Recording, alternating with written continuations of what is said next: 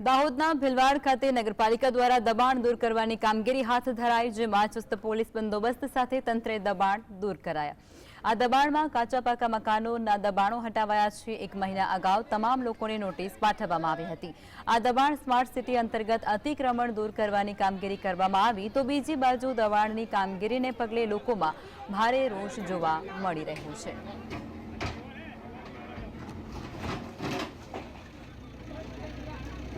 તંત્ર દ્વારા જે ગોધરા રોડ થી બસ સ્ટેન્ડ ને જોડતો રોડ છે, એ જે ભીલવાડા અને ઠક્કર ફળિયાથી પસાર થાય છે, એ રસ્તા ઉપર નગરપાલિકા અને વહીવટી તંત્ર દ્વારા રસ્તાની આસપાસ રહેતા દબાણ દૂર કરવાની કામગીરી હાથ ધરવામાં આવેલી, જે અંતર્ગત પોલીસ દ્વારા બંદોબસ્ત અંતર્ગત સ્થાનિક લોકોના સહકારથી, આગેવાનોના સહકારથી શાંતિપૂર્ણ માહોલમાં ડિમોલિશનની કામગીરી હાલ ચાલી રહી છે અને લગભગ હવે પૂર્ણ થવામાં છે.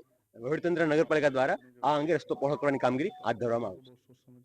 આ રોડની સાઈડ પણ ઘણા બધા દબાણો આવેલા હતા, તો તે દબાણો છે આજ રોજ જે વહીવટી તંત્ર છે, પ્રાંત કચેરી, મામલતદાર કચેરી, ચીફ ઓફિસર કચેરી તેમજ પોલીસના તમામ બંદોબસ્તથી આજે શાંતિપૂર્ણ રીતે જે દબાણો હતા તે દૂર કરવામાં આવેલા છે અને અત્યારે પણ દબાણની કામગીરી હાલમાં પણ ચાલુ રહી છે. અંદાજિત કેટલા દબાણો છે અને કેટલા દૂર કરાયા? જે પાકા જે મકાનો હતા રોડની વચ્ચે જેટલા, એ જેવા 8 જેવા મકાનો હતા, બીજા રોડની સાઈડમાં હતા એવા બીજા 10 જેવા મકાનો હતા જે રોડમાં પર્ટિક્યુલર આવતા હતા, પૈકીમાં એવા મકાનો દૂર કરવામાં આવેલા.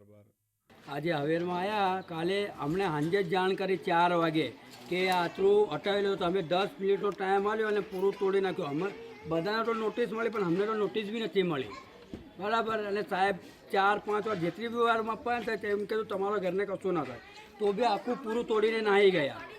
અને કહેવા ગયા કે તો હવળા મોં કરે, પછી ઓટ માંગવા તો અમારી પાસે દોડીને આવેગા, બરાબર. અને તોડ્યો તો પછી અમે કઈ જાય.